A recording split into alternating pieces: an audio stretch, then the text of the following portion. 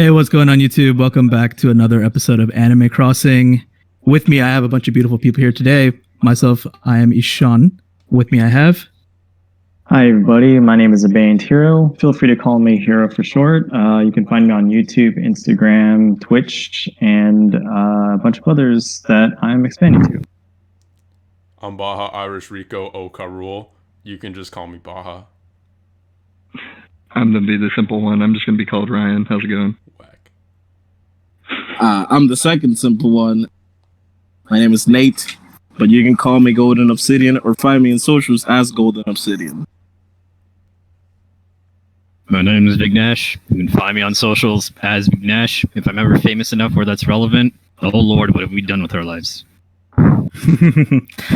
So on today's episode, we're going to be talking about Made in Abyss. Just so our audience knows, the way we do the show is essentially behind the scenes. We have a pick order, and each person suggests three different anime rather, and we all vote on which one of those to watch. So last time I suggested Made in Abyss, Violet Evergarden, and Madoka Magica, and we landed on Made in Abyss. So that's going to be the topic for today. Let's start things off simple. I'd like everybody to kind of go through and give us your general thoughts. Don't get too specific on whether overall you like it or dislike it or are mixed, somewhere in between. Just starting out, this is probably my fourth or fifth time seeing it. I'd also seen the Made in Abyss cinematic version that was out in the theaters. Overall, what can I say about it? It's rather unique. I would say it's definitely iconic for, at least for me, the premise and the kind of interaction and the type of relationship is something that's fairly fresh to my experience in anime. On me, personally wasn't the biggest fan. I think there's a lot of good elements, but I don't think those elements were utilized very well, and we'll definitely get into that later. I'm on the same train as Baja. It's just, I had a decent time enjoying watching it. A lot of things didn't really catch me until the end, but we'll get more into detail about that later. Hot damn, I didn't know a lot of people were on the same boat as Power. I enjoyed the anime visually. Overall, I liked it, but I was more on the that I didn't really fully enjoy the complete premise of it.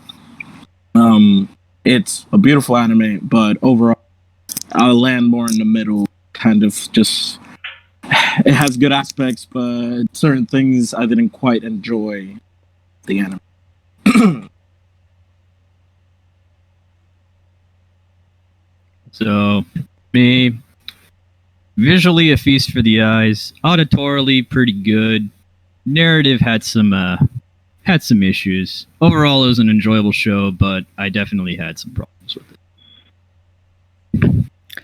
it. Following the trend here, definitely mixed. A lot of things I liked about it, a lot of things I didn't quite like, but I'll admit I do think that it could have used, some more episode length, and I feel like it feels a little unfinished. I know we all know the manga does continue.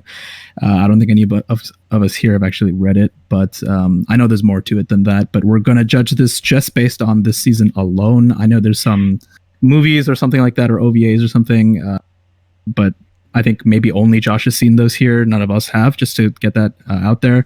So we're only going to be judging it based on that aspect. And I would like to get into that actually starting with you, Josh, because it does seem like you completely loved it or majority loved it. So I'd love to get your more kind of intricate thoughts on what you found enjoyable. Do you have any issues with it at all? And from there, I kind of want to go into David and Ryan to kind of say what they meant in more detail. Yeah, as I can't say that I love it. It's one of those animes that stick with you in terms of it. It was something really unique of an experience to go through. I would parallel it to kind of like the experience of growing up. I felt like there were a lot of parallels to the kind of savage beauty. If I were to encapsulate it into two words, that's what I would equate it to. It's just savage beauty. The nature of the show is something a little bit more of a hard pill to swallow for a lot of people, and I can understand why you guys don't like it.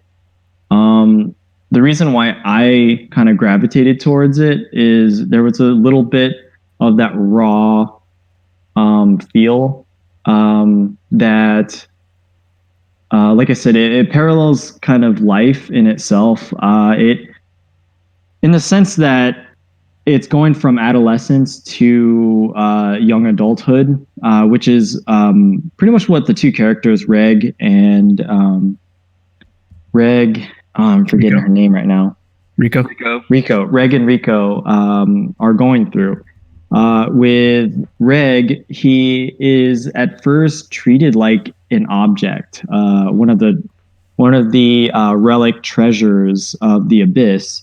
So basically, the Abyss is kind of like the pit that you can descend down into, and after a certain point you can't go back because of the limitations of the human body. And for myself, I felt like it was interesting to kind of draw what the author was trying to go for. And for me, it hit on a note because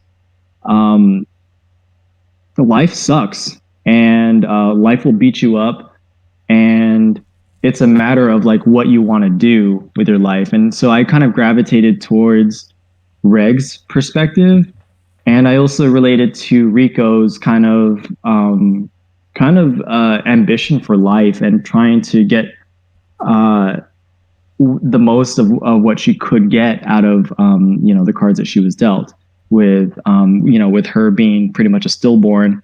And a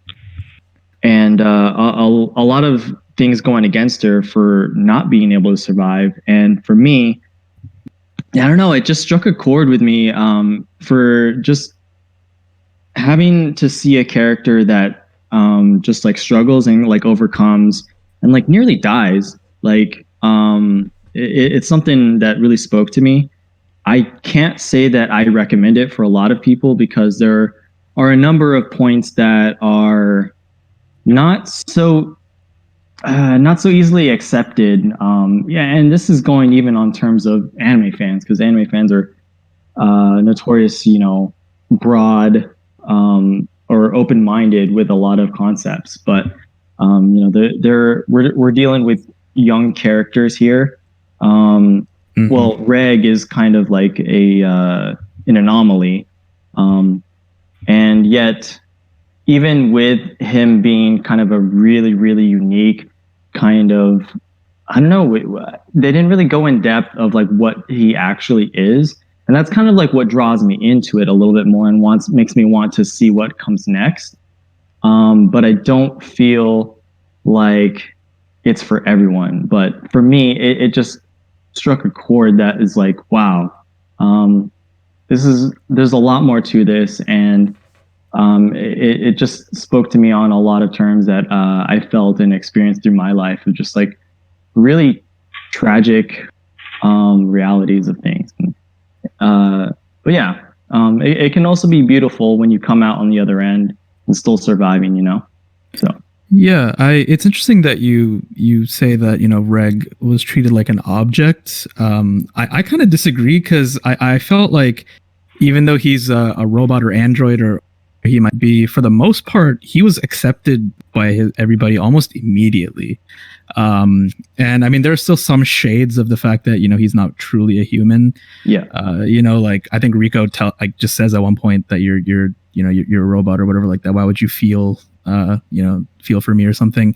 Yeah. But I do think that I didn't see him as an object. I was actually kind of surprised that they didn't go, that wasn't like an arc or something for his character, because I was expecting, you know, the people at this the orphanage or whoever knows the truth about him to like not treat him fairly, but that really kind of didn't happen. They kind of all accepted him. He came in as like kind of a blank slate character that is supposed to be, in my opinion, like the audience, you know, because we kind of don't know much about the world at all, and we're supposed to see it through Reg's eyes, who also has memory loss, you know, so we're kind of like him starting out.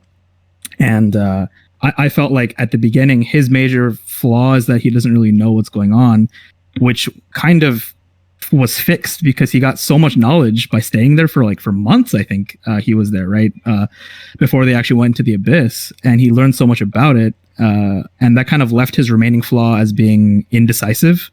You know, when him and Rico traveling together and Ozen gives them that test, you know, they make that point straight up where they're like, okay, you know, Rico, it doesn't have a strong body, but she can make decisions and Reg can't, which is why they're good together. But I feel like, you know, as they go through and he gets more character development, he might not need her anymore in a weird way. The reason I'm bringing that up is I hope Rico gets some character development. You know, because I feel like she's being treated as just this really almost bland kind of Genki character because of that, because they're putting a lot more time into Reg, you know, his development, that I feel like Rico's kind of getting left in the dust as a result. You know, there was that whole incident with Nanachi, who by the way is my favorite character, and I wish she showed up earlier somehow. I feel like the show got a lot better when they met Nanachi. Yeah. And I can see the show becoming really exceptional after that point. But the pacing and just the tediousness to get to that point, you know, that's what was really killing me while I was watching it. So I do hope that, you know, in the future, if they make, and I think they are making a season 2, or there's rumors of a season 2, I do hope that Rico gets more character development, because right now she's really boring to me. I'm sure that Reg will be handled very well. I agree. I have no faith in that. Go ahead, Vicky. Yeah, go ahead. Yeah, I don't think the alienating elements weren't overarching concepts or dramatic themes. Like, the things referenced thus far have been elements of loss of innocence, elements of pain, elements of no return points in life where you can potentially get screwed. I mean, we've seen things like this in Vinland Saga, Shingeki no Kyojin, Berserk. Like, I don't think that's the alienating factor that makes people hesitate recommending this. The alienating factor is that, like, from a visual, like from a presentation standpoint, there's a lot of stuff that's like really good, but from a characterization and narrative pacing perspective, it really falls flat in a lot of places. Like this has like James Cameron syndrome, as I like to call it, in a lot of scenes and a lot of episodes, where it's just like, we are now going to camera pan flex on our scenery and art team. And while that's great, like I came here, I don't know if this is partially my expectations or what I want out of anime necessarily, but there are a lot of moments where I'm like, okay, I get it. Trees are beautiful, animals are great. I did not come here for National Geographic. National Geographic is awesome. However, this is trying to frame itself as a mystery and a story of adventure. Can we pick it up a bit? So I think that had more overbearing negative takeaways to most of the people here than any darkness or difficult subject matter. Yeah, and I mean, and normally I'm okay with slow burn. You know, I'm normally very, very okay with it, but it just didn't feel like it paid off in season 1, at least.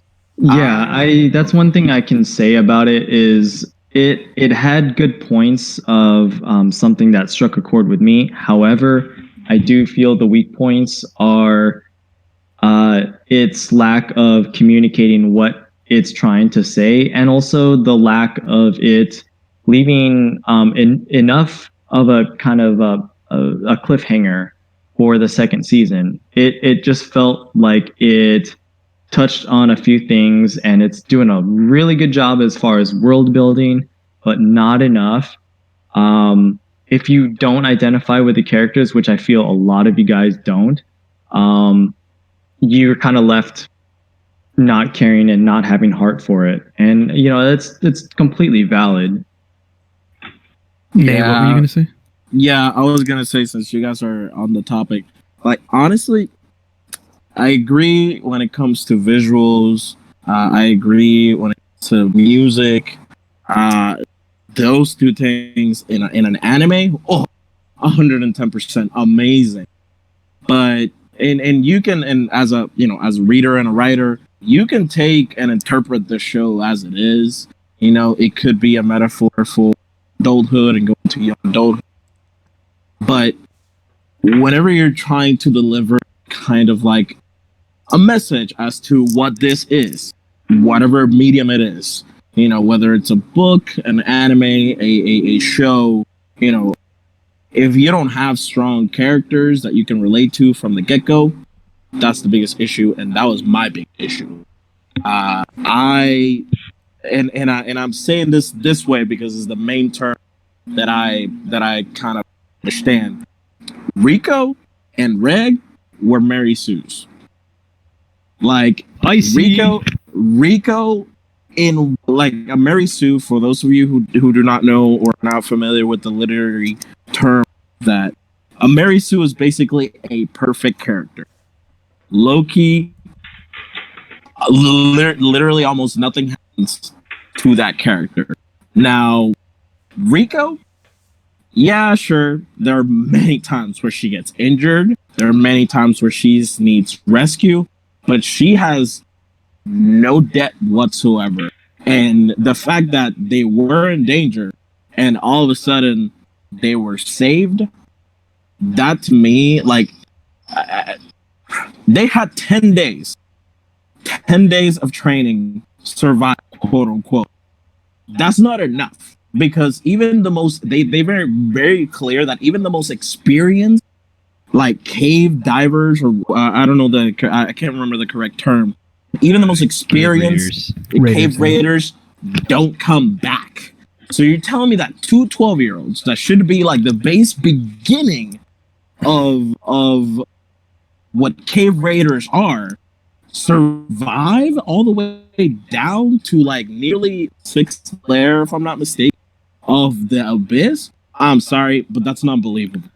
And I can't get accustomed to that. And I understand it's still an anime and it's still a show, and maybe metaphorically it's a lot deeper than what I'm seeing. But if I'm meant to see that metaphor, I feel like I need to connect a lot better with the characters, and they actually need to suffer more to the extent of actually seeing the loss. Like, yeah, for example, like that point where they get to the 6th layer, I believe it's the depths of the 5th layer, then Nana, she comes in. If Rico had lost her arm and then actually been like, okay, we should probably go back, this is actually stupid dangerous, what the hell are we doing? That would have been a better character development than what we got, where basically they got saved, and it just felt like every time it felt like a low-key Deus Ex Machina came out of nowhere trying to like help them out, and you're injured, it's cool, I got you, we got the cure. I did not like that at all, and that was my biggest issue with it. I just couldn't connect with the characters because of that, because it felt like, hey, they're meant to make it. That's what it felt like, and I didn't enjoy that. I just like I did not enjoy that, and it makes me sad because visually and sound wise, this was what I want in anime all the time. I want it to be this fucking beautiful. I want it to be that majestically like mashup of like theatrical music and orchestral music that shows and brings you the worlds and delivers it to you in a plate of silver. But the characters failed to deliver whatever message it was that this was supposed to signify, and I could not get it from the Abyss alone. Like, the Abyss itself is a fucking symbol, but I could not get it from the Abyss alone. The Abyss it's basically like it's a MacGuffin. I don't have any reason to truly connect with the characters, and that was my biggest issue. So you bring up a lot of good points, and I do want to address a couple things because I think Ron wants to say something too. So I wholeheartedly agree with what you're saying about not being able to relate to the characters, and that being a huge, lacking thing for your motivation to kind of like see them through this adventure, right?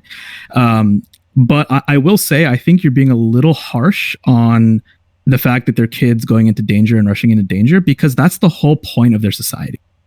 And the whole point of their society is that they're all in a weird way almost suicidal, right? This is a norm for them. And the fact that she has come from the abyss, technically, remember what they said about everything returns back to the abyss? That's literally what she's doing. She came from the abyss and now she's going back to the abyss. And yes, it's dangerous, but they all know that going in. I think that was made extremely clear that they all know that. Even Ozen commented about that, right? She even said that 10 days I think isn't enough, right? But I'm gonna try to help in any way I can. She gave them that ridiculous test where she was beating the shit out of Reg. Everybody knows how dangerous it is to go down there, and I don't think the protagonists are expecting to make it back. That's not the point, right? The point is to see what's at the bottom, even if they die. And to potentially reunite with her mom, right? I don't think that I didn't have a problem with that personally, because in my opinion, that was already kind of weaved into the world building of the show right away. So for me, it wasn't super unrealistic that, okay, yeah, that's a couple of kids. Who the hell in the right mind is going to send a couple of kids down there, right? So I don't have as much of an issue with that, but I do agree that the characters definitely need work. And I agree with you also that the Abyss isn't enough, because in a weird way, I see the Abyss as an antagonist, because they're constantly struggling against the Abyss. But now we have Bondrewd, who I'm really interested in to see as a potential antagonist, and not to mention his voice is amazing. Yes. And which is why the part where Narnachi shows up, I feel like has so much potential from there on to actually have a villain and way more, potential for actual consequences. And I agree with you with that too.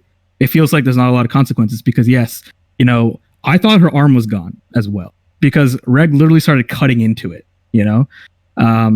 so I thought that was gone and that they were going to have a conversation, maybe they would have a conversation where Rico is scared to keep going or something like that, without an arm. And then Reg convinces her and together they're like, okay, we can do this. We knew we were coming in and it's going to be dangerous. And they go anyway or something like that. But that didn't happen either. So definitely though, I think Ryan wants to say something too. You go ahead, buddy. I mean, there's a lot of things with the show that I can dislike. A few of the things. Rico, I feel like she had nothing really going for her. This whole thing wouldn't have happened without Reg. And she couldn't do anything. If she couldn't defend herself, she couldn't use anything. It's just Reg always had to be the defend her. And I get it, she's supposed to be the brains and he's supposed to be the bronze, but it's if you wanted to do this, she would have wanted to do this without Reg anyway. She would have saw all the notes and everything from her mom and be like, I want to know what's down there. I want to figure out more about him. And definitely Reg gave her a little more incentive because she saw the page in the book. She's like, hey, this looks like you. Maybe there's more of you. Maybe there's ways to find out about you. And it gave her a little more incentive. But without Reg, she would have died on the second level, probably. And that would have been kind of just a really crappy way to play a show. So I hope playing forward, they give her more, flavor, a little more pizzazz, give her something to do besides and Reg do all the work. It's kind of annoying because she's supposed to be one of the main protagonists, yet she brings I felt nothing for her or Reg. I mean, yeah, Reg's confused and he has no motivation for it, in my personal opinion. But as soon as Nanachi and Michi come along, that's the first time I felt something. I'm dang, they gave a little backstory to them, and I felt like it was more impact than the whole entire show with Reg and Rico. In 26 minutes of the Agreed. last episode, the 11th episode, the whole entire thing. I'm damn, I felt nothing. When Rico's getting her arm cut off, I'm that's the one time I felt bad for her because it first shows real world consequences, but then they get saved and it's oh hey, now there's no actual. And instead of losing your freaking humanity or whatever, you can turn into something different, or you're gonna get some ungodly superpower and yada yada. But it's it's hard to describe. Yes, the world is very beautiful. I enjoyed it a lot. The music is incredible. I just felt there is nothing in that anime that I could, one, relate to, two, care about until the last 2 episodes. The curse itself, it doesn't get explained a lot until like midway to like most of the end of the way through. And I think it's kind of interesting. Like the first half of the anime, I don't know if I was just dumb or it was just kind of everybody, but I thought the curses affected you as you went down, as you got deeper. It affected you as you were going down, not when you were going back up. Same, actually. No, they definitely say that. There's little nuances that you have to. There's little nuances that you have to catch on. When she gets caught by the bird thing that takes her up to the nest, that's a quick elevation change. And if you, I don't know, like there's a lot that is very grounded into that's woven into the world building with this that I think you guys are kind of overlooking for the fact that it is an anime. But this is essentially a journey into the wild, into the unknown. No one really has powers, but the thing is like Reg, when I was saying that he gets treated as an object, I'm speaking in terms of how Rico sees him.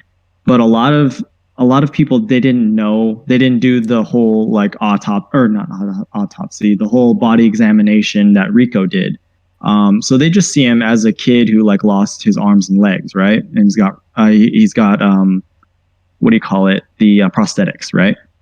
So that's how everyone sees him. And what I feel that you guys are missing is like even the gradual changes in elevation. And when you're going up like on a hike, it's not going to be completely downhill. There's going to be parts where you're like, oh, well, we can't actually go down this because it's too steep.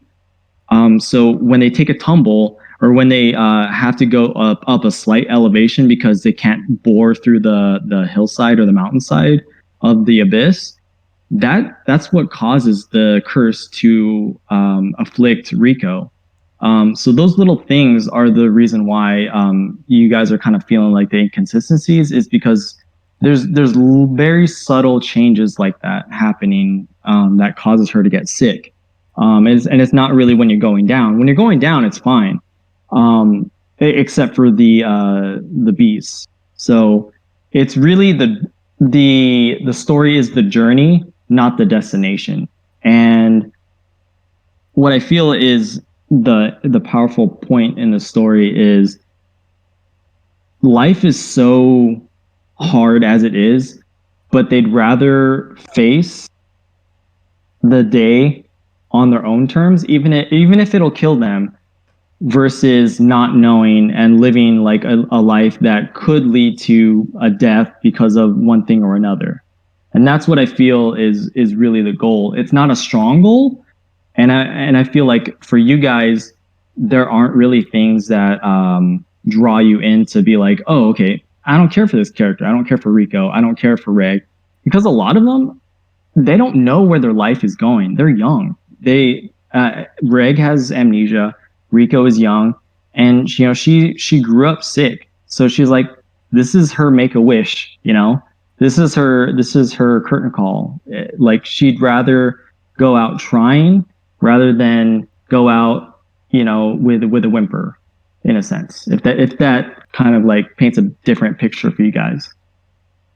Yeah, I mean it kind of goes back to what I was saying about they know they're going to die. I mean, I don't think she expects to go down and come back. Yeah. And I think Ryan was just confused about like I think he just misunderstood early on if they explained that or not. And to your point, Josh, that was my fault. They actually did in episode 1 or 2, one of the two. They definitely say as you go down, the beasts get more dangerous, and the effects get more dangerous when you come back up. They definitely outright it for sure. Right, and that was just by misreading it. But like once I got that, I went back. I'm okay. The elements are there, and I think the curses are kind of cool. But it's like the only time you see a curse really like show dangerous consequences is when you get to the 4th level, when she starts bleeding out of every orifice of her body. Well, she got dizzy. Dizzy, and then she got like a couple of different afflictions. But I understand like the whole throwing up and getting dizzy. That the thing where it actually starts showing real consequences.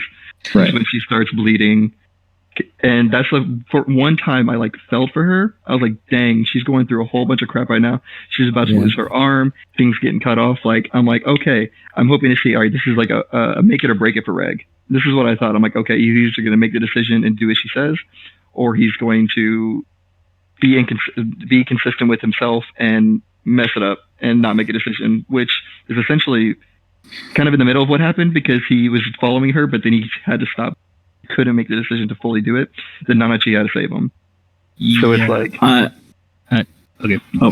no, go Sorry. ahead. Oh, yeah. No, My bad. Nick, go ahead. Here we go. Just to end my rant. Like, Nanachi, best character in my far opinion. Oh yeah, she's definitely a fan favorite. She's incredible. Like, you see like real consequence happen to her because of the sixth layer and Miti. Like, watching them like go through that shit, and pretty much Miti like lose her humanity and like whatever she is, that was more impactful than like the whole encounter with like Reg and Rico. And having I don't know the guy's name, the Bond. yes, like him as an antagonist, like him testing on children, was really like, it was like a punch to the face. It's like, hey, these things are happening. They're trying to figure out why this is and what they can do to change it, so they can go deeper to figure out. And then why not use people that And nobody he's a cares white about. whistle, which means Yeah, he's very much kind Yeah. of like the Shao Tucker of the show, kind of. So my and this is not necessarily to go well, a little bit against your point, Josh. Like, I understand for the most part, and this is just from my experience in the medium of reading. When it comes to the journey being more important than the destination, more times than not, there has to be some kind of deep emotional journey going on inside of each of the characters. Right. My pro- I feel like there is though. I don't feel it. Like, that's the thing. Like, Not for I don't. Not for Reg. Rico, maybe, because she's like, Mom, yes, and you guys, kind of bring up the point of, whatever, she was born in the abyss. Whatever comes out of the abyss goes back to the abyss. Okay, sure, but to me, that doesn't feel like enough for her. So I don't know. Like, I guess I would have to see more. I would have to invest more time to see if I were to be invested in her. But I don't, I don't personally feel that when it comes to this specific journey. Now, for example, like Nanashi and Miti, holy crap. Like, the moment that Miti was like, I can't wait, I'm gonna be a cave like raider, it's gonna be awesome, this is gonna be great. I saw hopes, dreams, expectations in just like 2 to 3 minutes, and then fully see them crushed by the time that they test on them. And I felt a lot more for them in that matter. Like for Nanashi and Miti, I felt like those characters I connected with, because those were characters that were like, I have nothing. I literally have nothing. I don't have anything to lose. I'm gonna go, maybe this will treat me better. Maybe I'll just die. But it'll be better than what I have currently now. When it comes to, at least, not necessarily Reg, because he kind of came in, he was the inciting incident, so to speak. Rico had friends. She had Loki family that were there, and I understand that her mom was at the end, or is at the end, maybe waiting for her.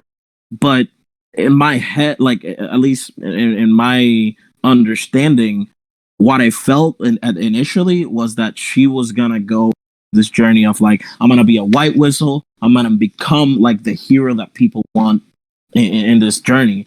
And she was just kind of like, nah, I'm just gonna die. And I understand that. I don't know, I just don't.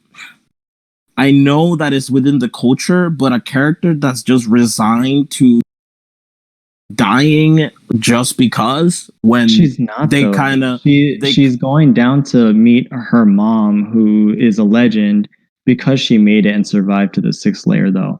And I'm not trying to argue whether or not you care about a character, but when you said that in a matter of minutes, Midi was saying that she wanted to be, a cave raider and do all these things.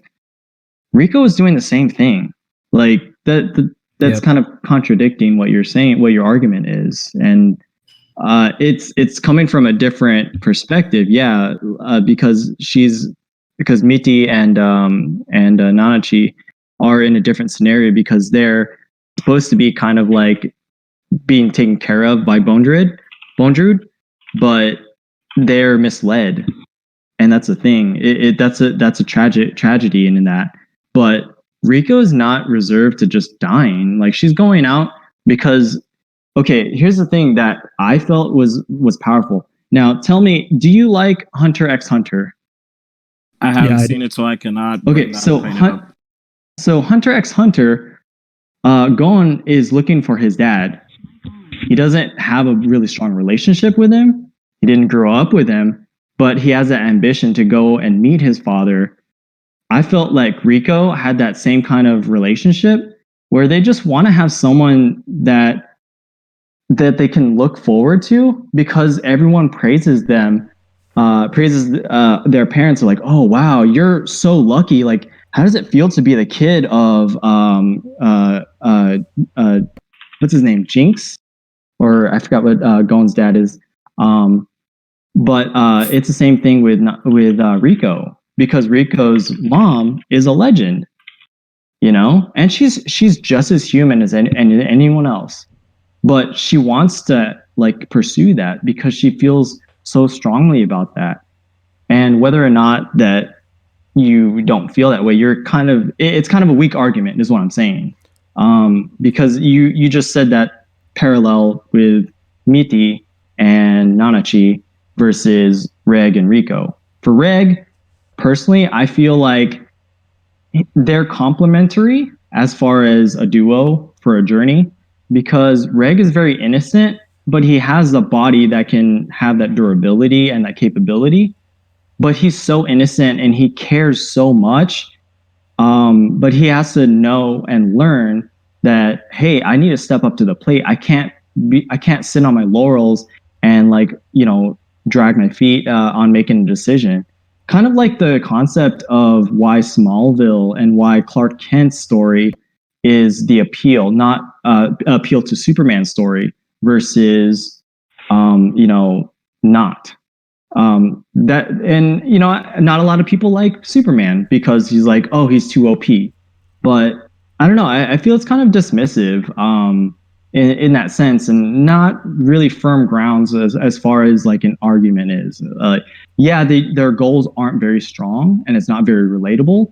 But your argument as far as like them not conveying that they want to be like a cave raider, or it's just like, oh, I'm on a suicide mission. I just want to throw my life away. No, she didn't want to throw her life away. She's like reading books. She educated herself. Her body's frail as all hell. She was technically dead. Like she shouldn't be alive. And her glasses kind of like help her, overcome like a lot of obstacles where she wouldn't be able to. So I don't know. For me, I felt like I felt like I really cared for them. I don't like her in particular. I don't like Riko because she kind of like she's slowly getting the grasp of like, hey, this kid or this robot or this tool that I'm using actually cares for me, and then that's what I feel is kind of like the development in the character for both of them. Reg needs to realize that, hey, yeah, as endearing and like caring as a person as I can and sensitive as I am, I can't be sensitive. I have to be a person of action and be more like Riko. And Riko has to learn that, hey, I can't be like super blunt and throwing myself in danger. I have to be very calculated. And so that I feel is a good dynamic for them being on this journey. And Okay. yeah. Let me Yeah, John. I'll I was just gonna say, David, go ahead. let me hop in. So the reason I've been quiet is because I've been wanting to listen to this. Because I'll be honest, I don't like a single character, a single like plot point. Anything in this show really, aside from some initial stuff. And I wanted to hear y'all's reasoning for it. Going with Riko, she in the beginning doesn't show much reason for anything of what the story is about. She never knew her mother. She's not like a lonely kid who doesn't have friends, have like a pseudo family, have any reason, doesn't struggle, is living a fine life, doesn't show some huge desire, isn't like ridiculously studious. She's just literally just another student. And I get the thematic point. Yeah, I mean, that's her destiny. She goes back to the abyss. But her as a character doesn't show any nuance of why this is her journey. She doesn't change her emotions once in the show, except for one time, which on that one time, to me, that's just the biggest try hard shock value moment I've seen in a long time, just to get a rise, because nothing else has happened in the show thus far, or at all, in my opinion. Reg is just a plot point. He has zero character arc or development. He has no reason to be there. He's just there, and then he just solves all the issues. He doesn't really have any struggle. No one really makes fun of him. The only one who like kind of says something is General Grievous, and then like that chick just doesn't like. That's it. Yes. You know, I For was gonna those bring it up. unaware, General Grievous is what we all called Ozen because Well, she's damn. always hunching over because she's 6'5" in a narrow house, essentially. Yeah, I mean, I'm not gonna like critique her posture. That's not my biggest issue with the show. But Clarifying. yeah, no, I know. We're just calling it a guy because I don't remember her name. And you know me. But yeah. So I mean, Reg is just a plot point. He doesn't go through any real struggle or anything. He just wins, and that's it. His biggest struggle is maybe caring about Rico, like once or twice, and then that's resolved very easily. And there's very little struggle. They just try to hone in on one moment. This whole show, the reason like people are everything I've seen why people hype it up, or why it's like even somewhat, you know, deep, is because they have a bland show and then they have one moment that is just supposed to be so wow, look. And the reason you care that much is because it's a kid. If it wasn't kids, you probably wouldn't care as much. And they just try to have such a shock value in one moment, and then they don't even play into it by just resolving it extremely quickly. Even when she's hit, Reg just is like, oh, okay, let me grab her and just like fly up. What? Like, that's how he escapes. Like, he doesn't have to like do something or defend her. No, he just like flies up and escapes. And then, yeah, of course she's poisoned and everything. And then she gets help because some mysterious stranger just happened to be watching, like on every single level, everywhere. Because there's always just random characters thrown in everywhere. And that just pads the show because they don't actually want to spend any time building the world. They just want to tell you about this world. And the whole story is them. You see one quick frame of them just like skewing down. They meet a random person, talk to that person. That person has close to zero personality, story arc, or anything interesting to them.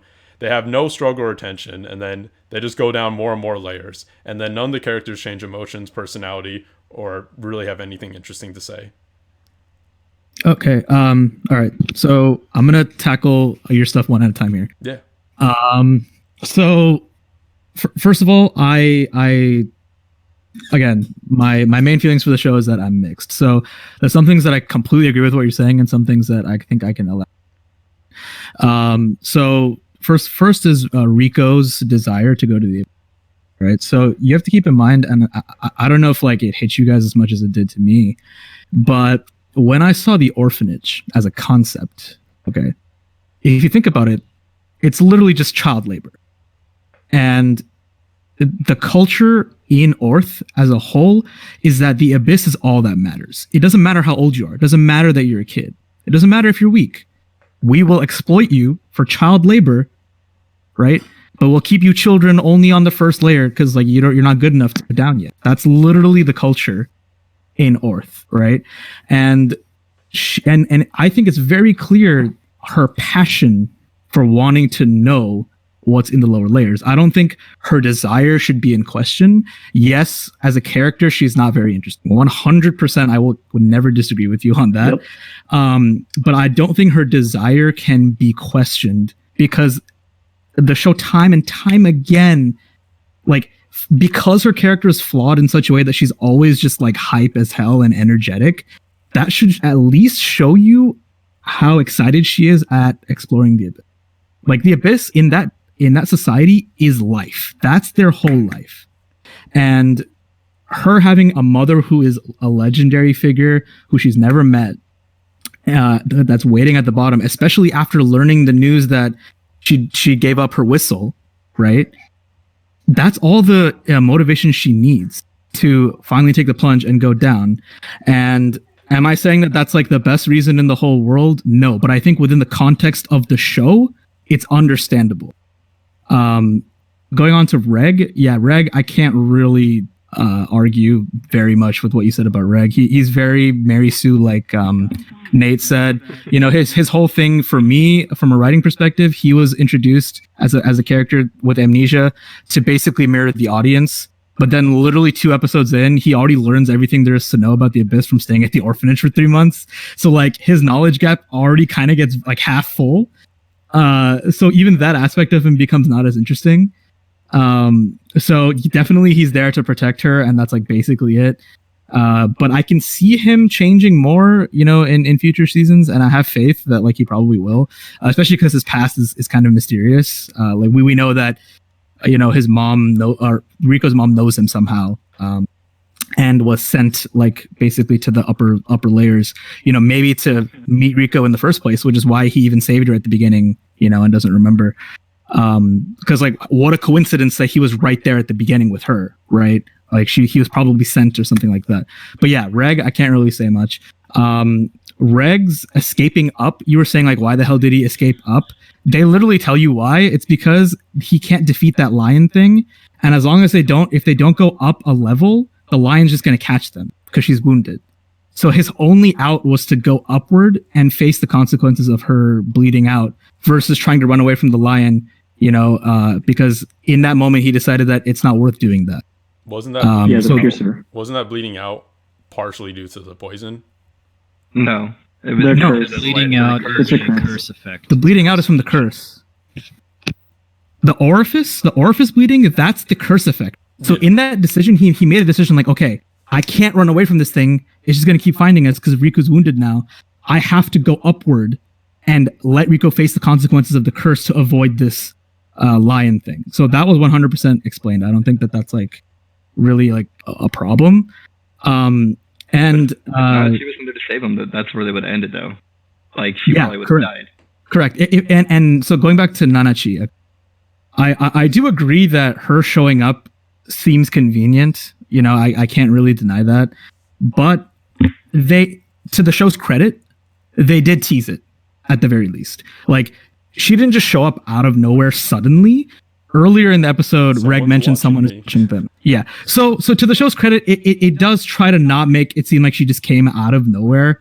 And, you know, it's weaved into her backstory, you know, which we all agree is done very well, that, you know, she's living in this lair with her friend, unable to decide what to do with her, trying to kill her friend, and is using this as like her hunting grounds, right? So that's all established in the world. So her being there, yeah, it was convenient, definitely to one degree. But the show does at least tease it. It doesn't just come out of nowhere. But yeah, it could have been. It definitely leads into the fact that what I was saying earlier, where I don't think there's a lot of consequences in the show besides, you know, Miti. There's no real consequences. Like I do think Riko should have lost something. Like she should have lost her arm or her hand or something. Should have lost something. Like yeah, her grip probably isn't as good now. Like that's about it, or something. Lost her giddy personality. She can't hold on to Reg hard enough.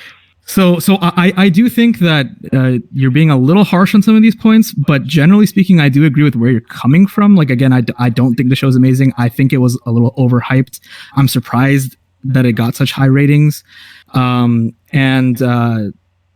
Yeah, like another thing I did kind of look into before this meeting is that surprisingly, you know, we all agree that the Nanachi portion of the show is the best, right? And apparently, you know, behind the scenes, the author was put under a lot of pressure because apparently the manga was going to get canceled very early on.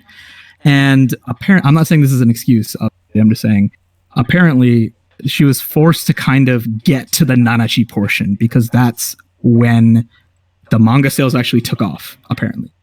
So, you know, again, we're analyzing it only as season 1, what we presented.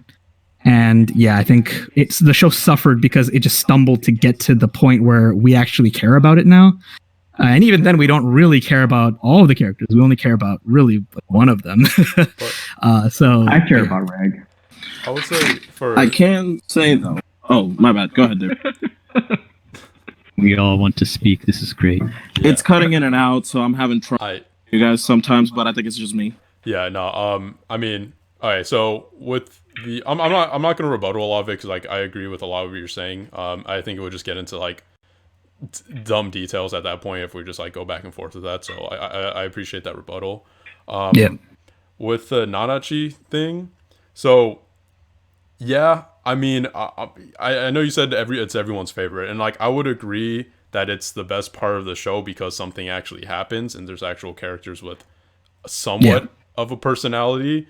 I still don't think it's good though. I definitely don't think we need an hour finale to do any of what happened in that hour finale.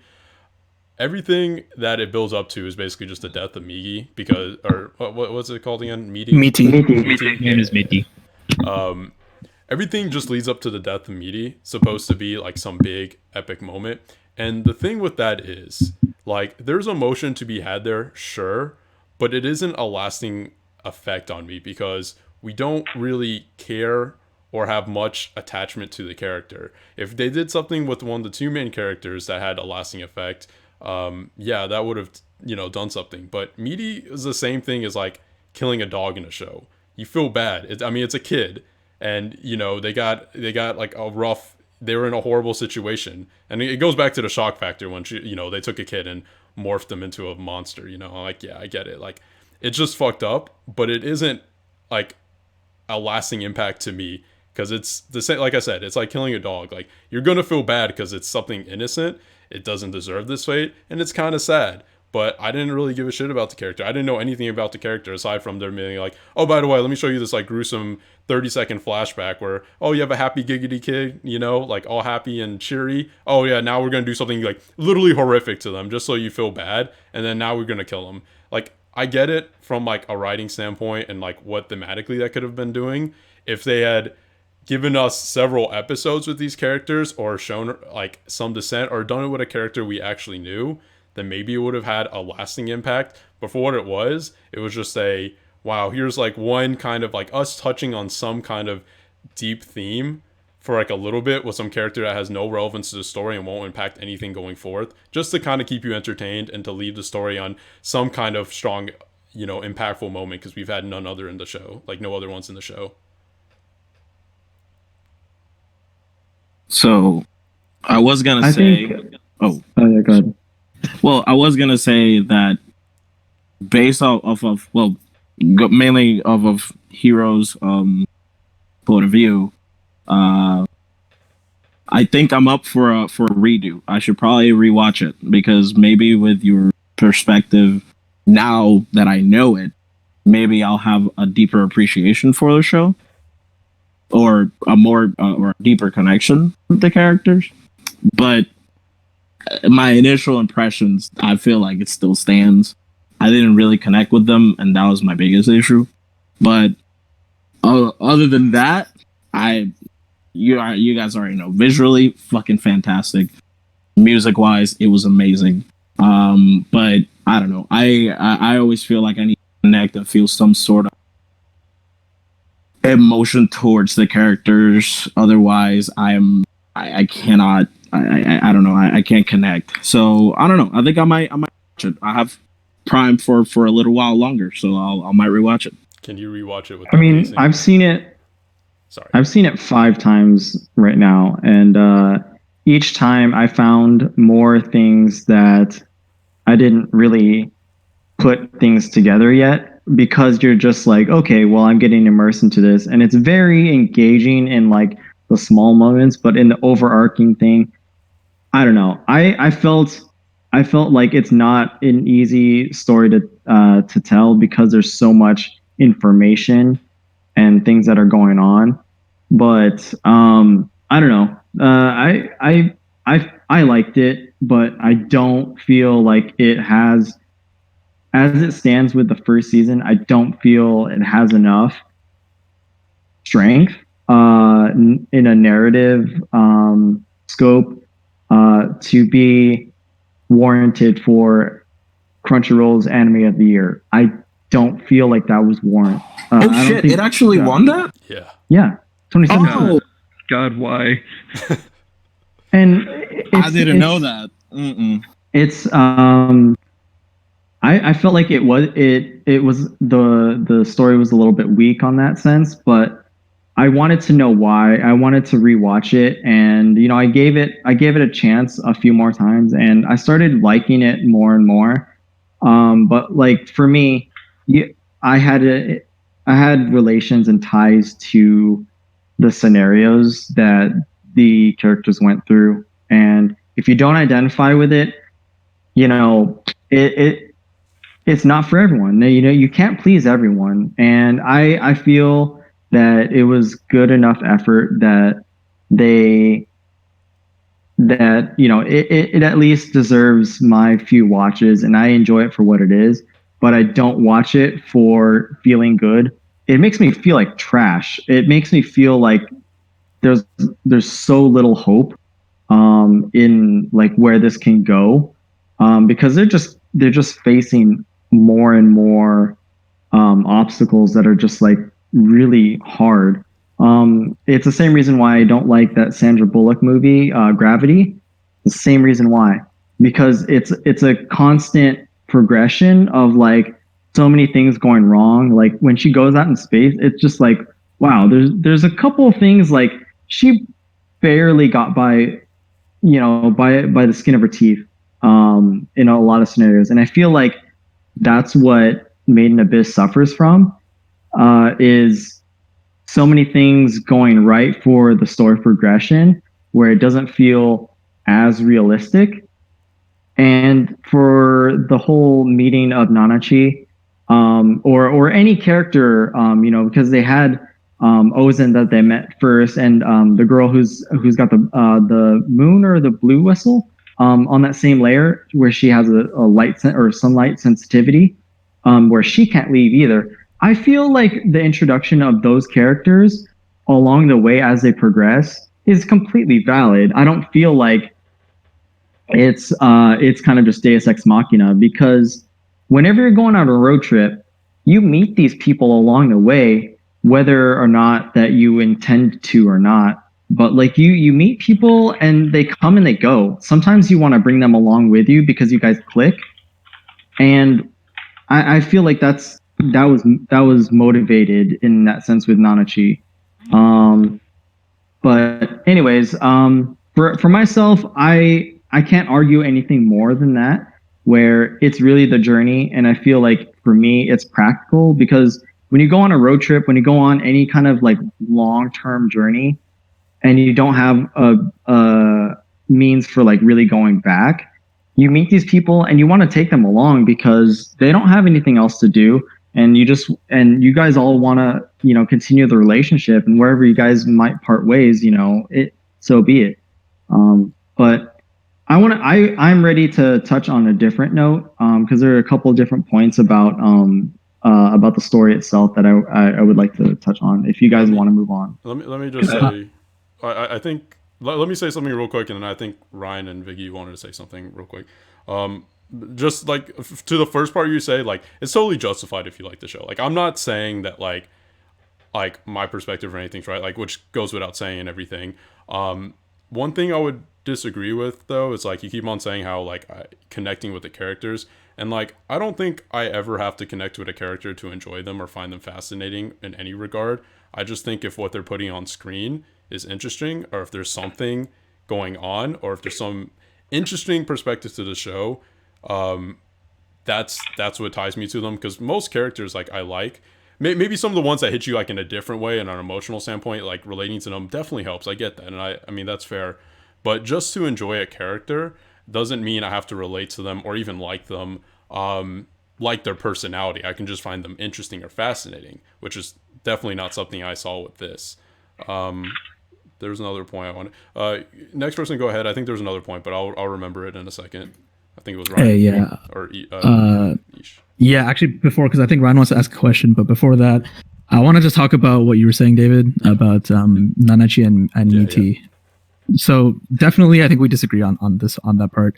I don't think that it was only there for shock value.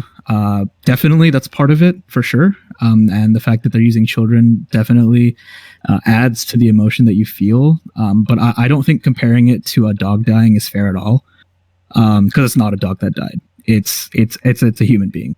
And yes, we didn't spend that much time with Miti. We didn't, right? But we didn't spend that much time with the characters in the introduction to Up either, and people cried for that.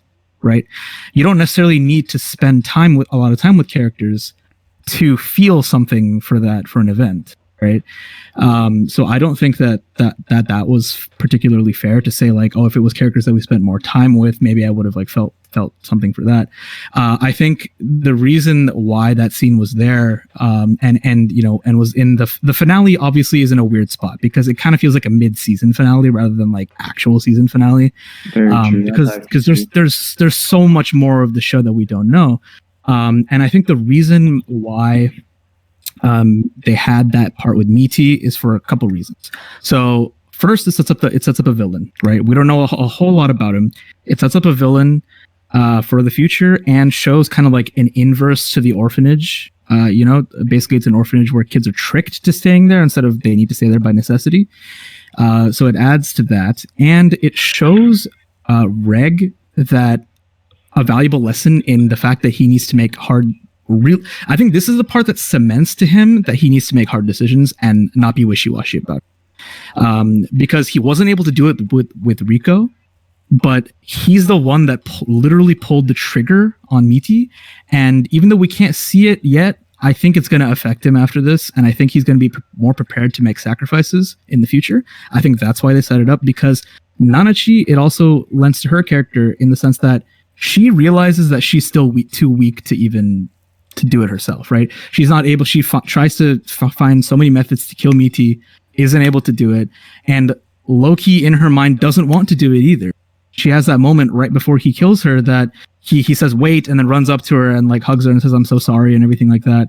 And I feel like she realizes that it's so hard for her to let go too, and that she couldn't have done it without somebody else coming, and that's a weakness of her. She can't make that sacrifice on it either. So I think having Miti die in that regard lends to these two characters in that way. Like Rico had no idea because she was passed out, and she has that weird dream sequence thing where Miti was contacting her. That might matter in the long term for world building, because the future. What do they call them? What do they call the people that did undergo the transformation for Miti?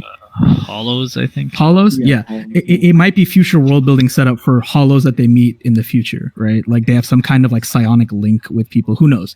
But I don't think it's fair to say that because we didn't spend time with the characters that it was just there for shock and awe.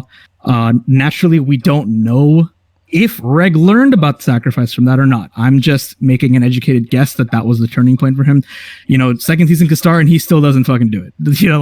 And I'll eat my words. But I do think that it's unfair to say that we don't have time with the characters and that it was just like a dog dying. I really don't. Let me say, with the dog dying, that was just, I was just saying that in terms of like it's an easy tactic, like it's an easy token because it's obviously a kid dying and everything, but it's just an easy target. That's what I was trying to say.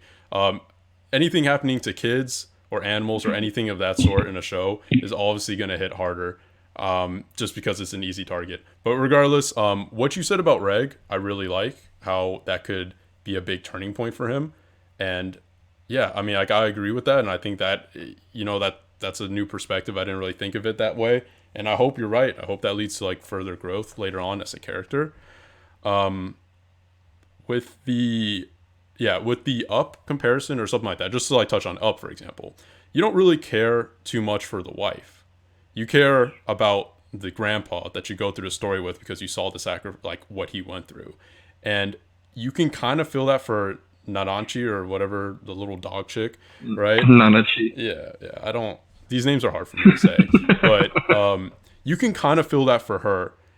And I would have felt more if I already like cared for that character a bit more. And as the show progresses, I probably will. And that maybe that's a reoccurring thing, that, you know, how difficult that was and everything.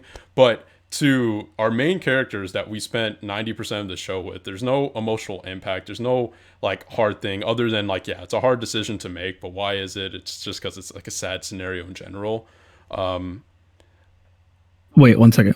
I think you misunderstood why I brought up.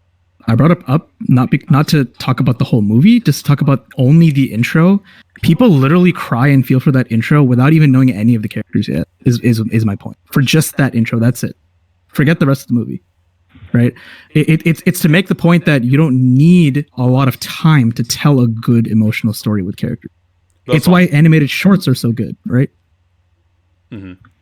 So, I can't agree with that. I do know that they do that with writing, so I agree with Ish on this point.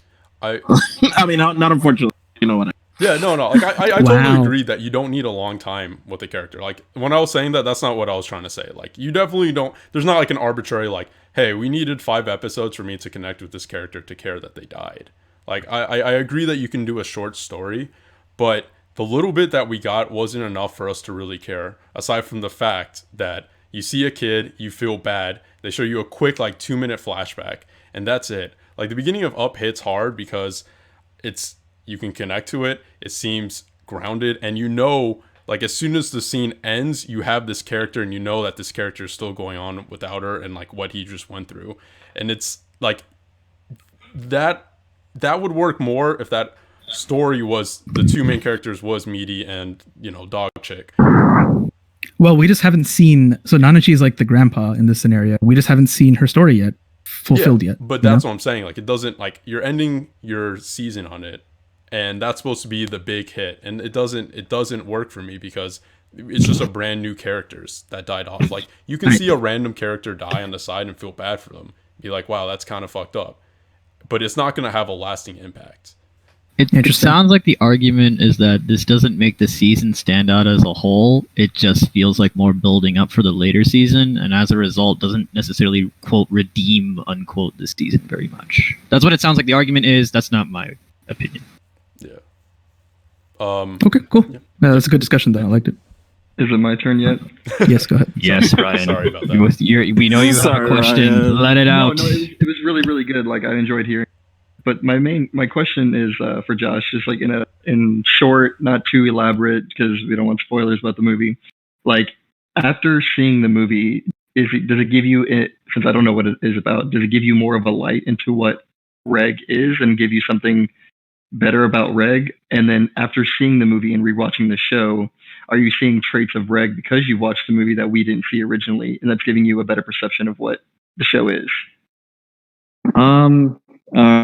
This is going to be kind of heartbreaking to say, but when I saw both parts of the movie, because the movie was broken up into 2 parts that had limited theatrical releases in the US,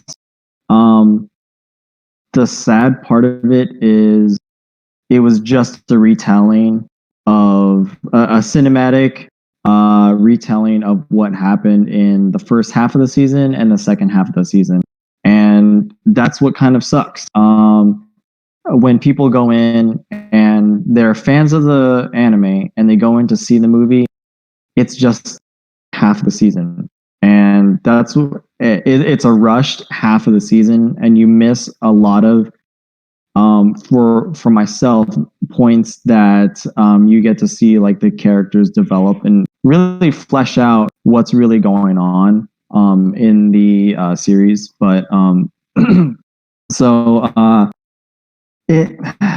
don't know. I want to like it more, but there are like structurally really, really outlier weak points in the anime, and I like it, and I feel powerful enough to like I cosplayed from it, and I don't blame people for not really picking it up, because like it's an anime that's not for everyone, but like I also feel that way for Neon Genesis Evangelion.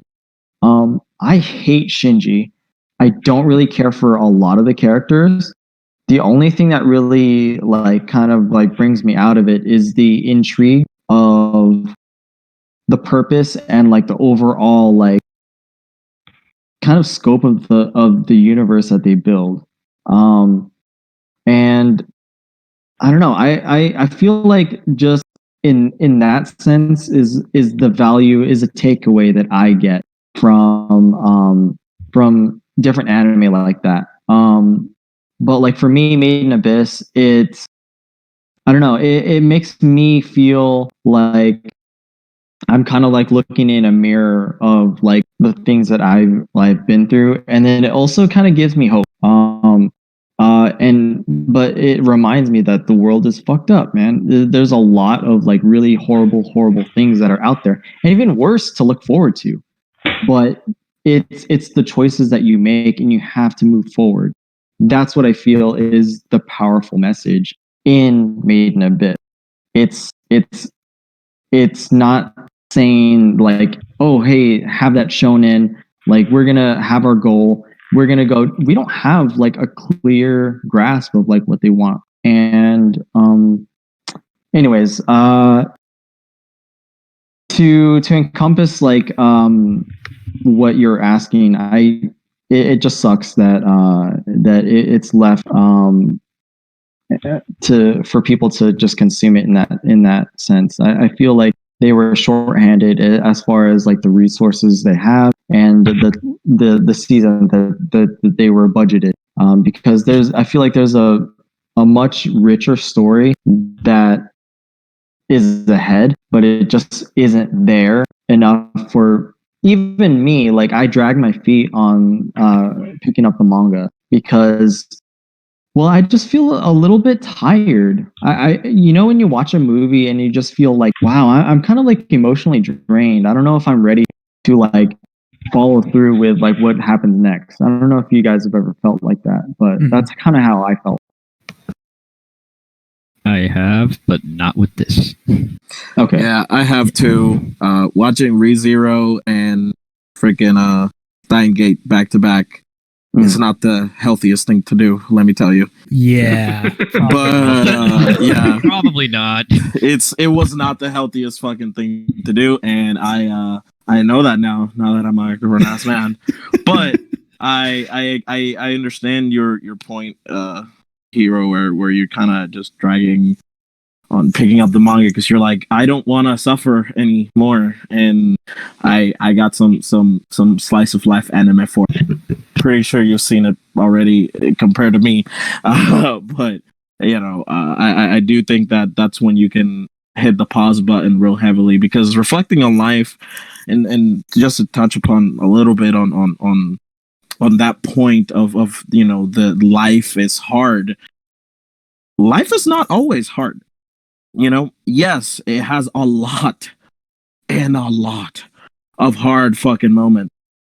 But that's when you take in the beautiful moments of light that reflect. And I, unfortunately, you know, compared to this anime, I have yet to see that. You know, I'm sure maybe there are some moments of light. Maybe Rico meeting her mom is the moment of light. Maybe Reg finding out what he is fully is a moment of light. But we didn't get that in this first season, unfortunately.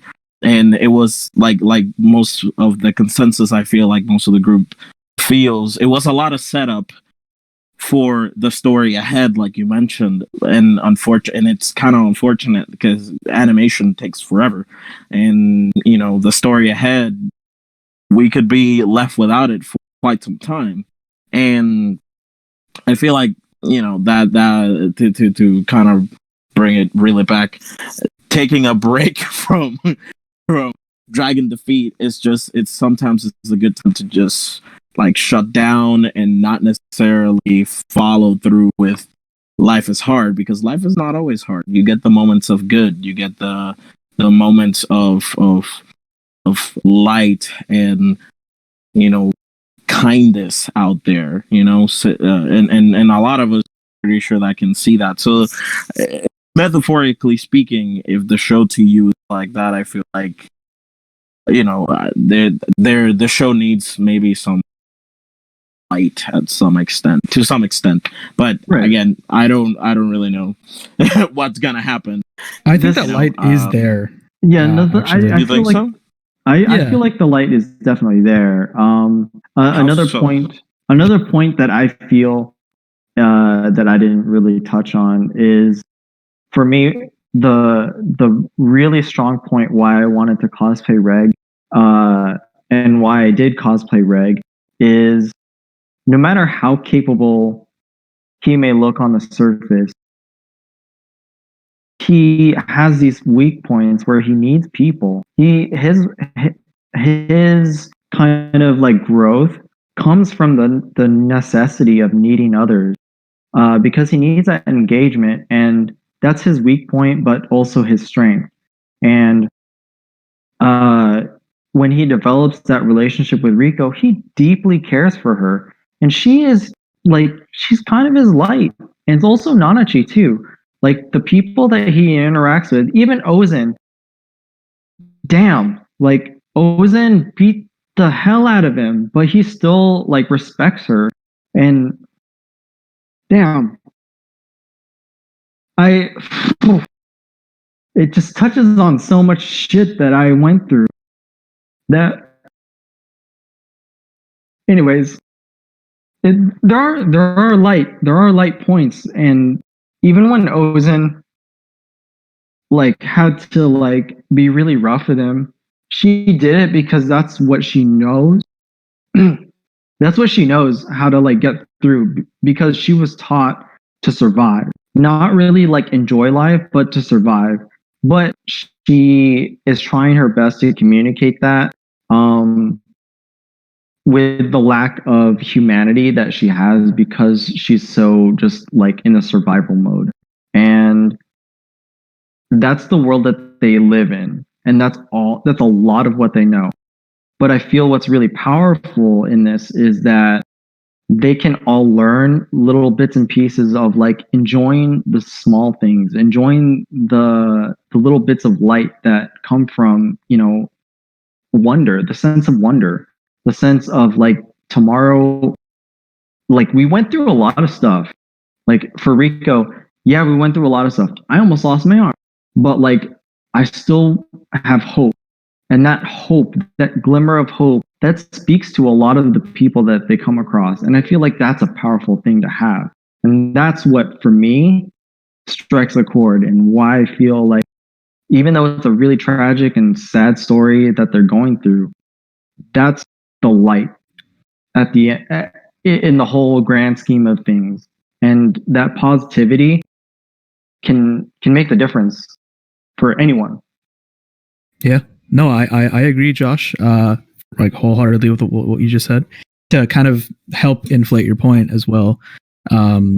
So Nate, what you were saying, a lot of little points of light, may have helped. I think that in this world, the way that it's set up is it's supposed to be mostly dark. It's supposed to be mostly foreboding, ominous, mysterious, mostly. Like, the whole reason I'm even bothering to probably read the manga is because I want to know what the hell is at the bottom. Like, so bad. I don't care if it's shitty. I just want to know. I just want to know.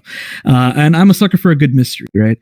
But I think in this show that there's a lot of quiet moments in the show. The people they meet along the way, not just the dude that looks like a girl, sharing a meal with them, killing an animal, having a little quiet time by the campfire, eating good meat, good well-seasoned meat, Rico putting her shoulder on Reg's, or putting her head on Reg's shoulder while they're sleeping, just all the little moments, like meeting a bunch of little cute creatures who eventually turn on her when she smells like pheromones or whatever. There's all these little beautiful small moments that is one of the show's high points, is the world, right? I don't think any of us here would disagree that the world isn't beautiful. And I think when those little rays of light kind of crack through the shadows, that's the light that you're trying to find, Nate. I think it's there if you look hard enough. There hasn't been any amazingly bright moments like they save somebody, or like I Actually, they do save somebody. Reg saves that random raider from the line. So there are moments of light. It's mostly dark, but I think there is enough there. Again, I don't love the show. Not saying that, but I think there's a little bit of harshness here. There is some stuff if you look carefully. Okay. Now Again, you guys definitely getting me to rewatch this. Again, it took me 5 watches to really like wrap my head around this, and like I kind of had an epiphany just like when I just kind of spoke on the topic of Ozen. But Ozen's kind of like my mom. That sounds like really terrible. But yeah. I mean, she definitely is a bit of a maternal figure, right? Like, She is. you see that with her interactions with Maruruku. You see that with her interactions with Reg and Rico. And, I mean, there's a reason why in the flashbacks there are intentional visual parallels between Liza, who's a literal mom, and Ozen. And how Liza is requesting her to basically send my daughter down to see me and guide her to know what she needs to know so she doesn't die in the process, right? Like, there is definitely some maternal elements there. So I don't think it's necessarily bad or weird that you feel that way. It's just kind of like, I mean, if nothing else, right, it means that the show succeeded at eliciting a strong emotion and or relationship with the characters. So, but yeah, I overall agree with a lot of what everyone here said. It's just a little odd because it's like the show introduces a lot of these concepts and elements and has all this vivid imagery and presents an ecosystem that is the abyss with its own flora, fauna, different challenges that brings, as well as a whole culture built around what's essentially a cursed hole with animals in it.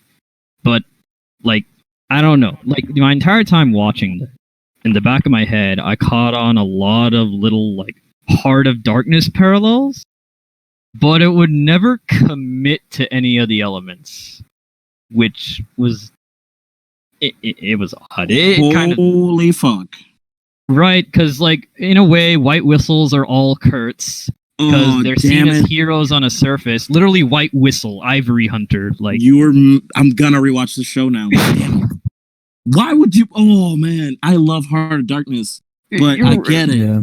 Yeah, I like get it. you Yep, start I out like, get it. oh, the Okay. abyss is the Congo. We're gonna go Oh my on this God. glorious journey to discover greatness in the depths of uninhabited land, right? But then the more we hear about the White Whistles, we get this like something's not quite right feeling.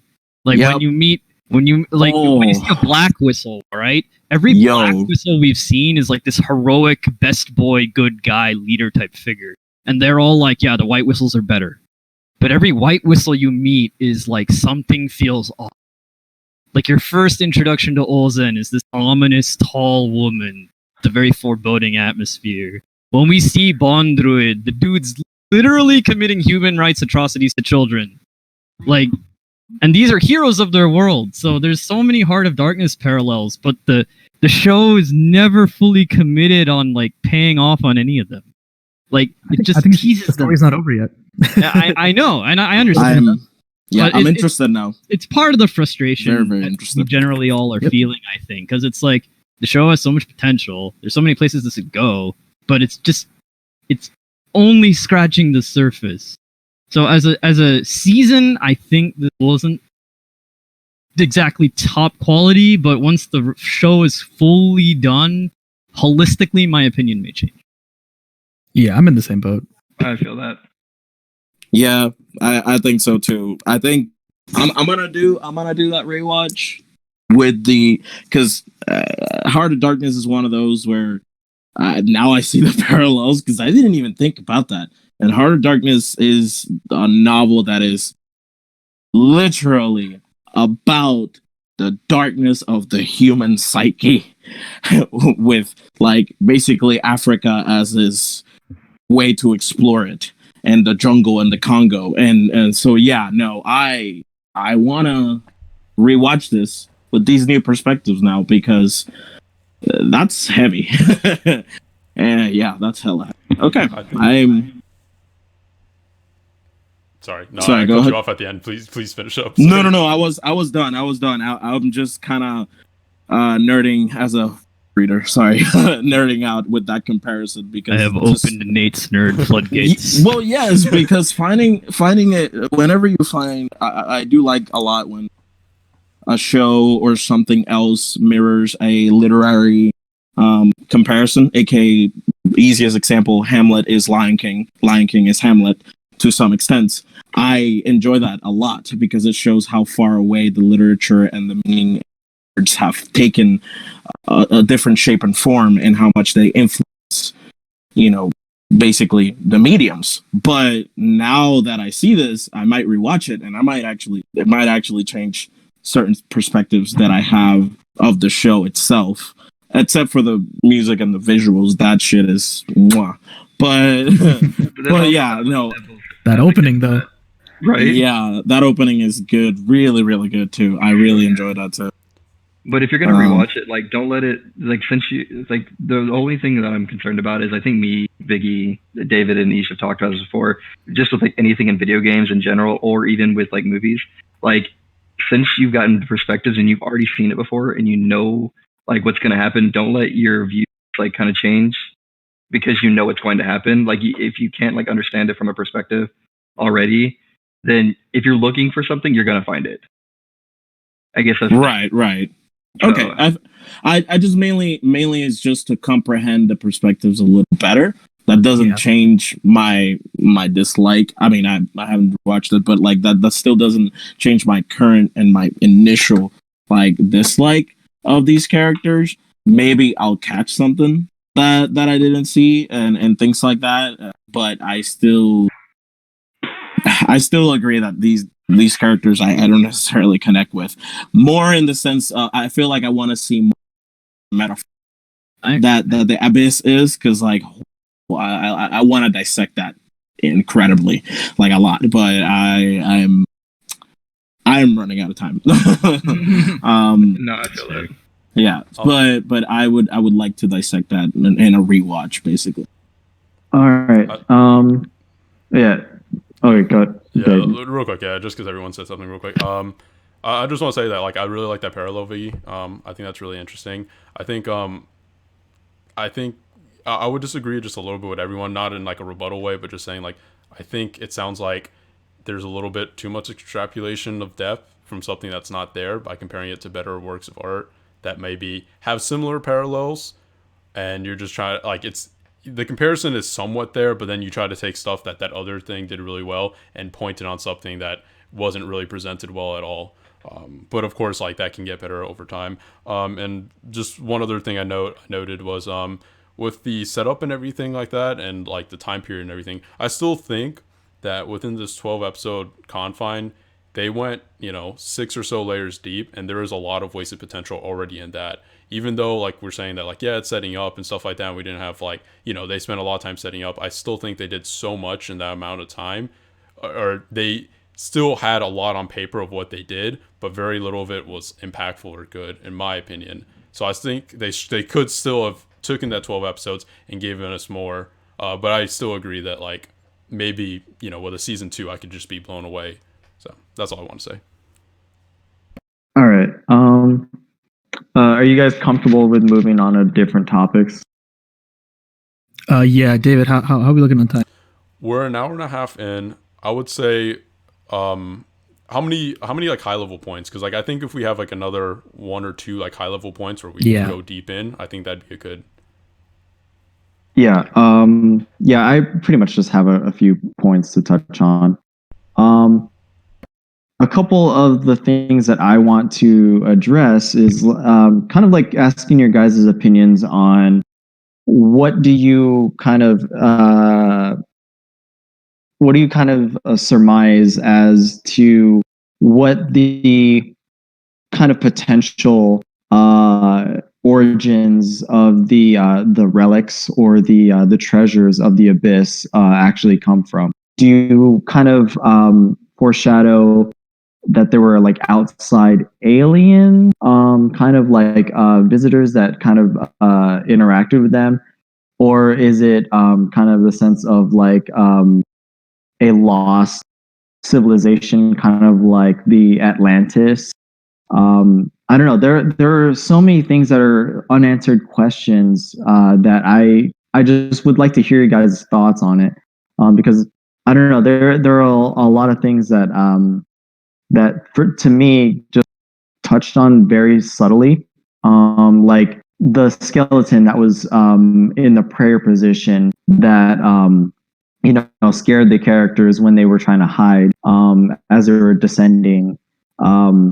For me, I kind of feel like there was a little bit of information that you kind of just like glance on. They touch off of with like a little bit of narration where they say like they kind of build a timeline of sorts as far as like the cycle of things where it's their knowledge of the past only goes back, I think, 2,000 years or so.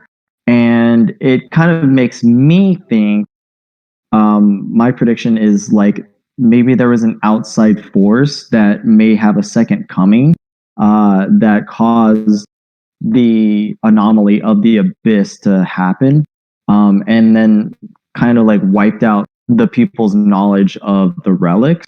But I don't know. I'm curious to think like, or to hear like what your guys' take on the relics, or you just didn't give a shit of that information. I don't know. That kind of, it really intrigued me, kind of got me interested as far as like world building goes, because it's kind of like archaeology and history, and I don't know. It's really rich in that sense.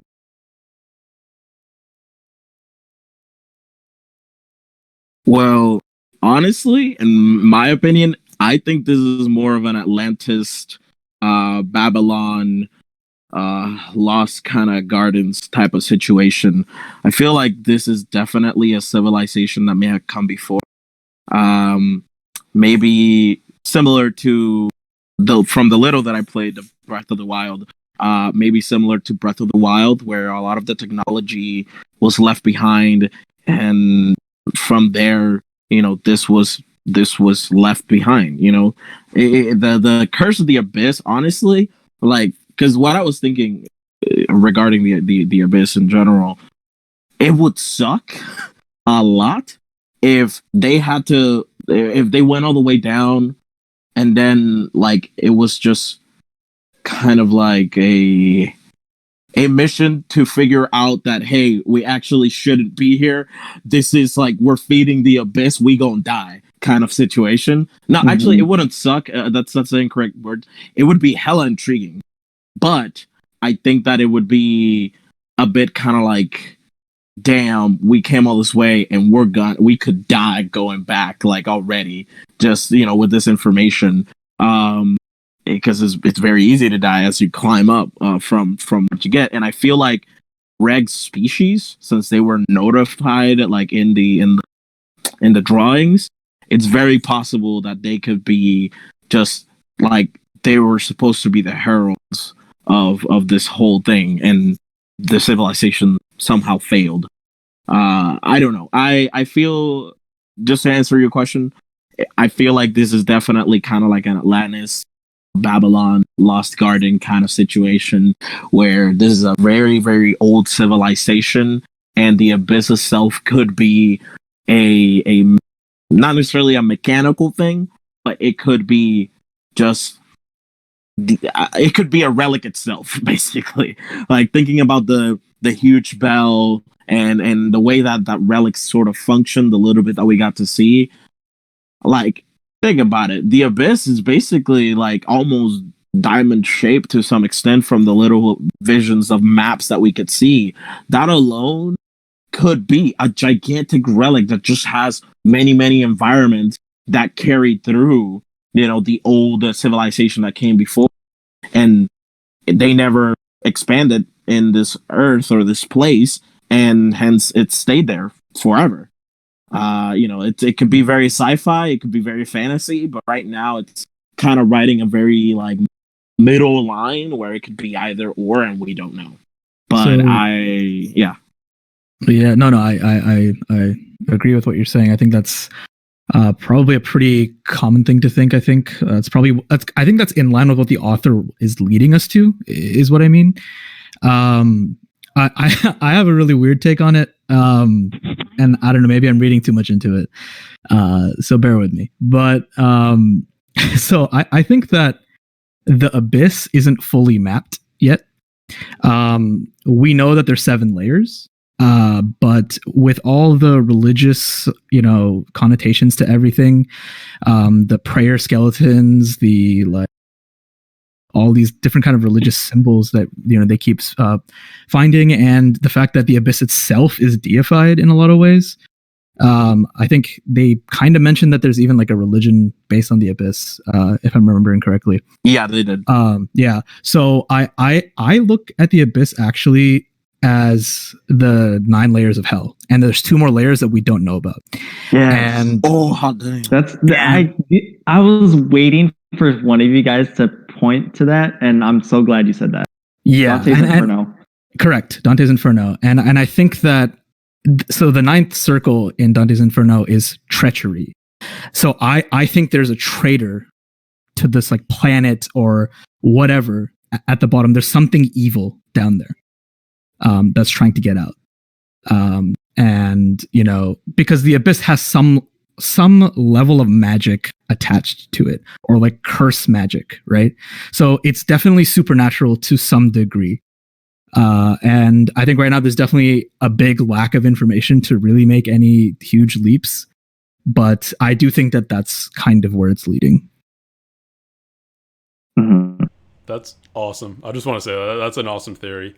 I'm a little skeptical if it's going to go down that route, just because of like my previous point where they went down 6 layers like extremely quickly, like in a short period of time, and didn't really focus on each one. It's like the uniqueness of each one. Like they'll say some physical uniquenesses to it, and maybe some of the curses that are different in each one, but I don't think they honed in a lot on like what makes them super like individual or unique, or like stay like on one layer for like a whole episode and say like this is the challenges you overcome. So that's why I think it's like maybe not going to be the 9 layers of hell, because we just kind of speeded through 6 of them. I hope you're right though, because that's like an awesome theory. I was more in line with thinking it's like an Atlantis kind of thing, and you go to the bottom, it's like a paradise or either a hell. It's either like one extreme, it's either like a hell or like a paradise, but either way you're stuck there. But yeah, no, I prefer that theory. Yeah, I do think that the reason, and definitely I agree with what you're saying, but I think from the author's perspective, I think the reason why you went through the other layers for very quickly is because they're already mapped out and already well documented. That's fair. Yeah. So we're basically trying to get to the part of hell that is not documented, and we're going to spend a lot of time there. Is my theory. Yeah. Plot twist. There's nothing at the bottom. It's just the friends you made along the way. Yeah, It's that's the DMV. another thing too. Yeah. I was like, that was DMV another line. thing too. I was very scared. Like I'm very scared that when they get to the bottom, because really that part where we get with Miti and Nanashi when they suffer their curse, that's just like what, 1 layer that they go down, or like how far down do they go? I think went it's to one the layer. 6th, and they go up 1. Yeah. Yeah. They were on the 6th, and they go, so they don't go down. They go down to the 6th and they come up. So like they dropped them down within the 6th layer. So they were on a level. They dropped them down into a hole on the same layer they wwere on. Then they pulled them back up on that same layer to inflict the curse. Yeah, they're on layer 5, and then they drop them in an elevator into layer 6, and then bring them back up So to we trigger- haven't to gotten trigger okay. these.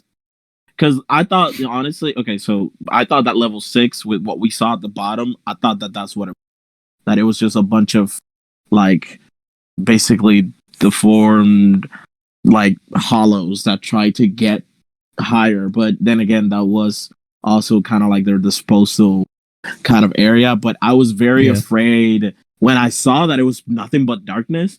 I was very afraid that it was going to be one of the situations where it's just like this huge ass creature is waiting down there. It's going to look at your eye, and that's the curse. Like, I thought that would have been like the reason for the curse, like the actual curse.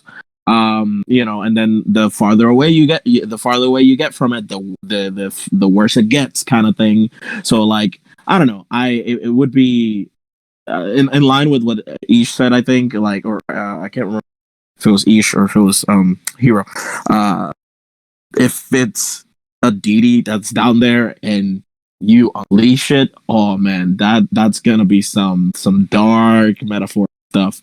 But I would be interested in seeing, like, yeah, this could be like Atlantis with a little bit of like that fantastical in it, and I don't know. I would love to see something like that, just because I don't feel like seeing something like that in anime, except for at least, well, from the anime that I've seen, I don't think I've seen something like that in anime since Saga of Tanya the Evil, and I fucking love that anime because I find the idea of making villains incredibly fucking intriguing. Like, it's just, think about it. When you hate a villain, that's a good villain. You have a reason for disliking that villain because they are a good true villain and they believe what they're doing is correct. That's the nature of a true villain, and honestly, I feel like a well-written villain. Yeah, like Loki, Thanos, like those are good villains. But if it's something along these lines, when you get to the bottom of the abyss, then I'm seriously can say that at that point I would say, yeah, this anime can definitely like kind of change or improve and maybe be better, in that sense. But that's just speculation, and I don't know. That's just like me being a fan, like, being basically not doing fan service. What's the word? I forgot. A critic? No, not a critic. When you're a fan and you write, because you can Fan fiction. Thank you. That's me imagining fan. Yeah, that's me imagining fan fiction right there. So who knows? Honestly, I am intrigued to know what the fuck is at the bottom, but it's gonna take me a bit. It's basically like, now that basically metaphorically, I want to know what's up, because I want to know what this metaphor's for. I want to know. I want to know that as a writer and as my analysis personality wants to see what this is. But character wise and all that other stuff, we've already touched on that. But I wanna see, and I would like to know. So that's my take on it.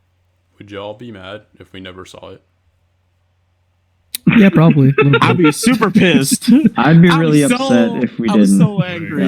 Yeah. Just curious, because like I know we talked a lot about the journey and everything. So Yeah, I mean, so I would really speaking, I would flip the table. I am a journey over destination, like 100% through and through. That's me. Yeah. I've been reading the Stormlight Archives by Brandon Sanderson, and a huge theme of that book is journey over destination.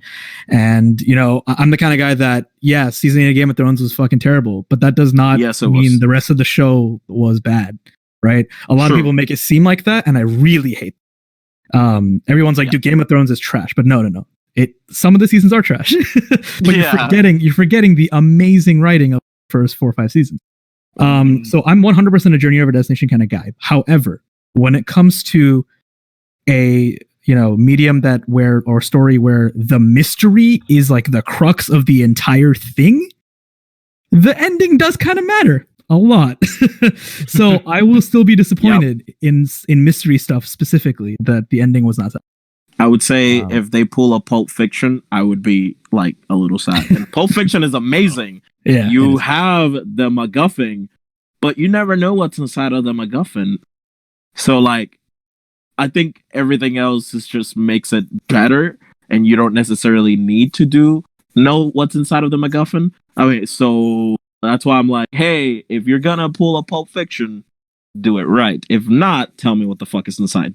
Like, just tell me. The thing is, the way this is structured, right? Like, so Pulp Fiction is like all these characters' lives in relation to this object. In this case, the object is the actual end goal. A little different. Yeah, that's what I'm basically trying to say. Yep, nailed it. But small point. Nate, if you enjoy things where the bad guy, you enjoy hating him. Normally I'd shill about Berserk here, but I'm just gonna say insert Berserk shill here. Go read Berserk. You see, I've been forewarned to not do that already by multiple friends. So I said read, not watch. read it. Okay, no, No, do not okay, watch I mean, it. I can I try implore you to reading not it. watch it, but freaking Yo. read it. So can we Okay. talk about how Rico got her dad's face and not her mom's? Oh, she got her mom's hair. Yeah, she got her hair, but like we don't know what she looks like underneath the hat because she's. No, Who is we that? do. She's We do. literally They do like, show her. No, They do we show know. Yeah, they literally show her face. They show her she's entire like Miss face. Keen. You like never really see her face. No, No, you but see they her actually face. show her. You see her face. You see. So to me, when I they don't show remember just seeing her from the face. nose down, Yeah. that's hiding the face. But they showed her eyes. The moment they show her eyes, I saw the whole entire face. I could see, like, they actually do show her entire face. Oh yeah. And- No. Yeah. You're right. You're right. It's in the And I was flashback just sequence when she's talking yeah. to Elza. And at that point, I was just kind of like, "Oh damn, yeah." She came out like the dad. Yeah, she got that dad Speaking of potato mom, face. Yeah. Speaking of the mom, like in level, what, it was a 2. She was walking up the hill carrying Reg, which by the way has no like control in his arm distance. Like, you can kind of just go for Oh yeah, that really bothered me. like. They said 40 meters at the beginning, but then it seems like it could just stretch into infinity. Yeah, it was fucking stupid. But did Rico ever know what Liza looked like? Ever? I think when she was just told She was that too young. they look similar or something. Well, because like when she hallucinated walking up that hill, she saw a figure of Liza. And how could she hallucinate something she's never seen? Does she only see like her figure and her hair? Well, she sees the whole thing and she turns around and like she's talking. Like she's like we as the watcher know that because we've heard her voice and we've seen what she looks like. But her as a person, she didn't know who she was because she's never met her. Yeah, I thought she like has heard, from people around her, like Description her, stories, her and master then and it's stuff like that. When the puppet show was like going on, they had images of her, and so They she kind of like came up with a mental image. I think she may not know what her face looks like because I think the face flashback was in Regs. Yeah, in Reg's memories. I thought it was also the General Grievous not too. Rico's. Yeah, I mean General Grievous. Well, knows yeah, what- yeah. Her flashback. Yeah.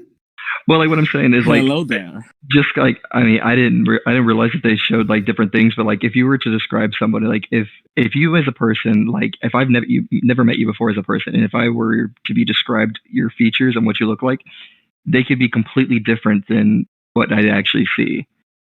Like Correct. but it's like she did that spot on. And is that like I don't know, it just kind of bothered me. But I don't know if she's ever actually really seen her, or was there like pictures shown of like everything to where like she knows, or is it just kind of like, hey, I'm just gonna pull this out of my ass because you as the viewer want the value. I guess I'm not remembering that scene correctly because like I don't think her face is in that scene when Rico's remembering her. So it's Well, probably yeah. just like her Well, I know mental not her image whole of her face. mom. Okay. Yeah, I mean, so- I know not her whole face. I mean, it's literally her if she was an adult. Like it's not that hard to be like that's probably what my mom looked like. Yeah. And they didn't Right. show her face in that scene. They only showed Yeah, her because the face correct. was never revealed until the last flashback with Olsen, which happens after that scene. Oh, okay. Yeah, you're right. yeah. Might be. Yeah. I know Nate has to go soon. So is there anything pressing you guys want to talk about that we didn't cover? I have one other thing. You guys Um, can continue if you want. I just mainly, I have to pause myself. I got the call at that point, so I'll be yeah. No, you One can. of We the can wrap. people We can met wrap on after the one thing. journey, But then you left. Mhm. It's okay. We Hey, can man. wrap up after Josh's point. Yeah, Josh. Yeah, ask go me. ahead. Go ahead. One other thing that I kind of wanted to kind of like just ask you guys, and kind of this is kind of like speculation, and it could tie into the different theories of what the abyss could actually be. For myself, another theory that I kind of like picked up on through the general map of the whole abyss, as far as we know.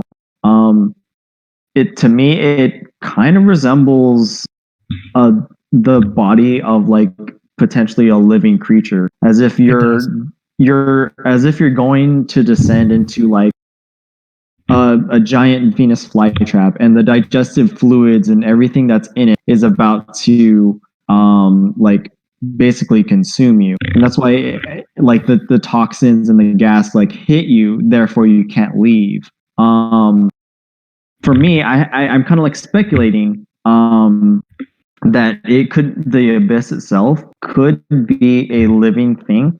It could go a number of different ways, and which is why I really want to touch back on continuing the story. But I feel like just the map itself, and there are a lot of resources that I want to point you guys in directions to.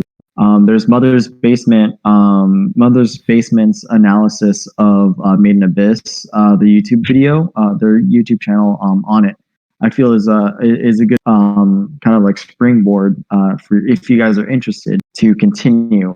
But for me, I felt like it was one of those things where it could be that cyclical thing, like every 2,000 years, the abyss consumes everything living, and then it kind of cycles into something new. And the reason why I kind of grasped onto that was the timeline that was built, the map that was established so far, and it just kind of makes sense.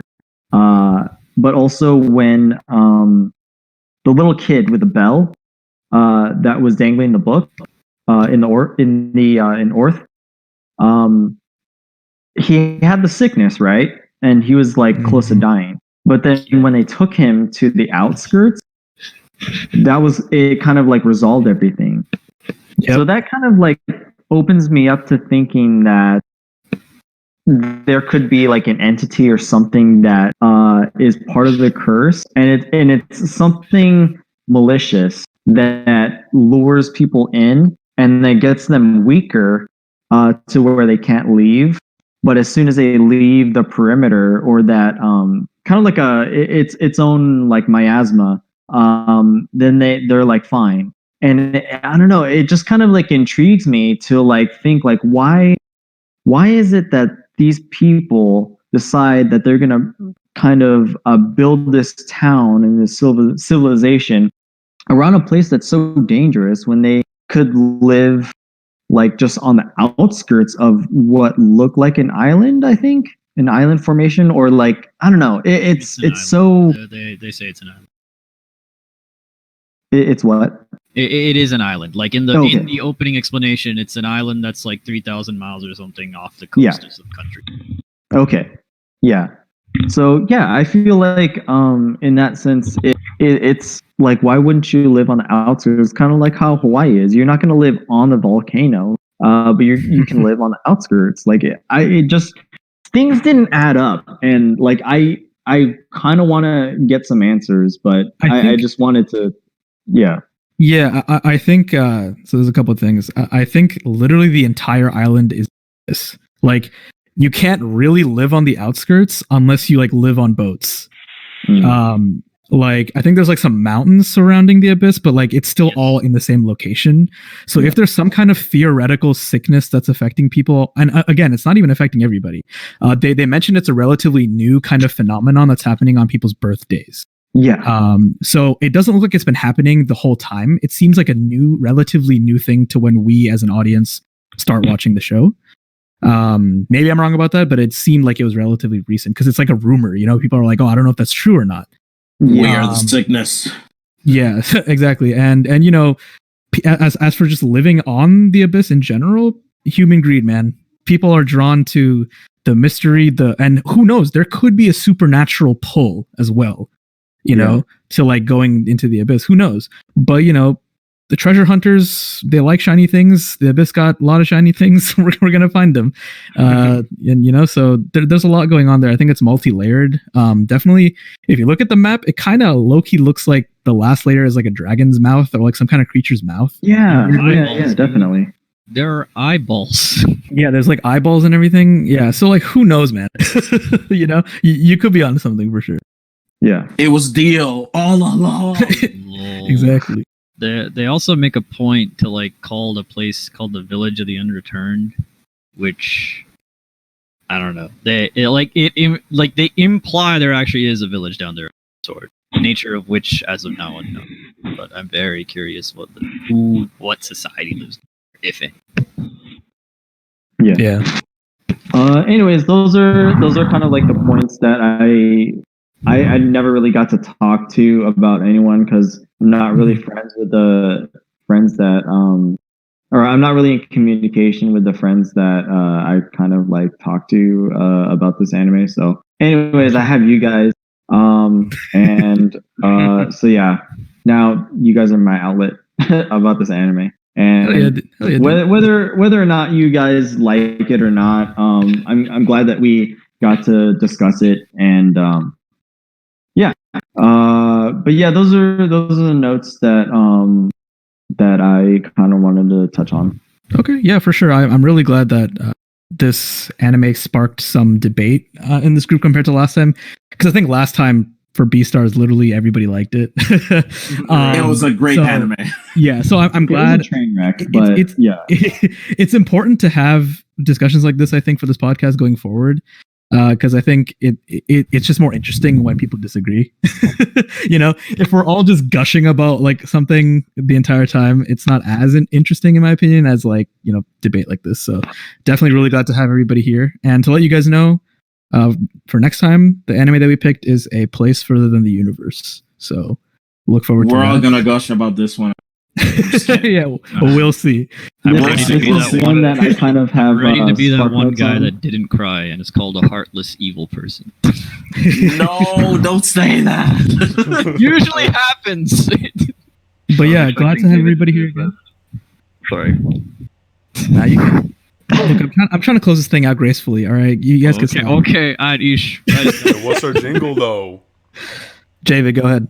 Oh, wait, the jingle. I'm going to put a Buster Sword in your butt or something. But make it more melodic. I'm gonna shove a busted sword up your ass. On that note, We might Thank you need for the joining fusion us. sword for all of our butts.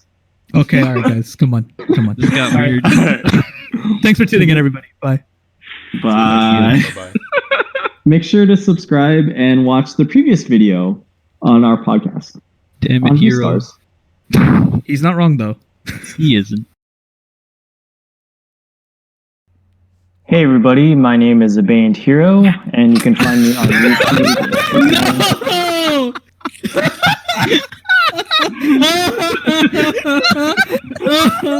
No. Josh. No, we're waiting 5 seconds for me to do the introduction, and then I'll pass it off to you guys. Oh, It's No all worries. good. No worries. I'm keeping this because like I can just cut it out. But we're recording. So whenever you start, just We start. should edit it so that I mean, eventually we need to have an intro jingle, but we'll figure that out. Yeah. Y'all want to sing an intro jingle real quick? We can put all the false starts in front of the intro jingle. What's the Animal Crossing Good idea. theme song? No, we're not doing. That's why I'm saying no. Stop attaching this to Animal Crossing. I don't- He's just triggering you. Why would we choose the name if we're No. not them? I know. I'm gonna shove a Buster Sword up your ass. All right, so we're gonna make that the intro. That's fucking perfect. I'm a silver All right, let's get this over with. All right, David, let me know. Yeah, no, it's still recording. Like, just talk whenever, and I'll just cut it I out. think I killed Nate. All right. Everybody shut up. Everybody, God damn it, everybody shut up for like 2 seconds. All right. So we're recording now. So starting at the top of the list, just say hey. Josh, you're at the top, buddy. oh, sorry, I was looking at the doc. Hey, Hey. Hey. What are we doing? Hey. It's like, hey. And then We're doing shock roll call. him. And Vicky, say hey. Hey, And I say hey. Lord. What's going on? I fucking hear it.